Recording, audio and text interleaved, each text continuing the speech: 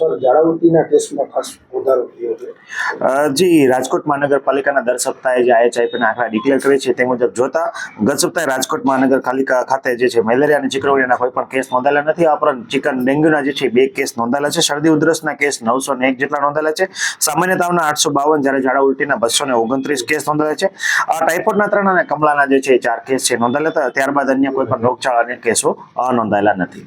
ખાસ તો સર ગરમીમાં અત્યારે ઝાડા ઉલટીના જે કેસો છે આવતા દિવસોમાં તો લોકોને ખાસ શું જી, ખાસ કરીને અત્યારે વાત કરીએ તો રાજકોટ મહાનગરપાલિકા દ્વારા સુપર ક્લોરિનેશનની કામગીરી દરેક વોર્ડમાં કરવાની સૂચના જે છે એ પ્રસિદ્ધ કરાઈ છે. કારણ કે મોટાભાગે ઉનાળાના શરૂઆતના દિવસોમાં લીકેજિંગ ઉપરાંત જે છે એ ફિલ્ટ્રેશનના પાણીના જે છે ડહોળો આવવાના પ્રશ્નો ઘણી વખત આવતા હોય છે. એ અનુસંધાને માનનીય તમામ સિટી એન્જિનિયર્સ દ્વારા જે છે દરેક વોર્ડમાં સુપર ક્લોરિનેશન કરીને પાણીનું વિતરણ કરવાની સૂચના આપવામાં આવેલી છે.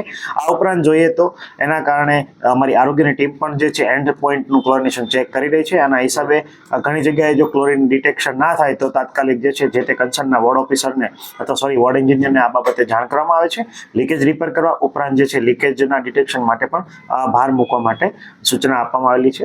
અને આ બાબતે કોઈ પણ અમારે ત્યાં જો ક્લોરિનેશન ડિટેક્ટ ના થાય તો તાત્કાલિક જે છે અમારા ડેપ્યુટી હેલ્થ ઓફિસર દ્વારા જે છે જે તે કન્સર્ન સિટી એન્જિનિયર ઉપરાંત વોર્ડ એન્જિનિયરનું ધ્યાન દોરવામાં આવે છે. તાત્કાલિક આ કાર્યવાહી કરવામાં આવે છે.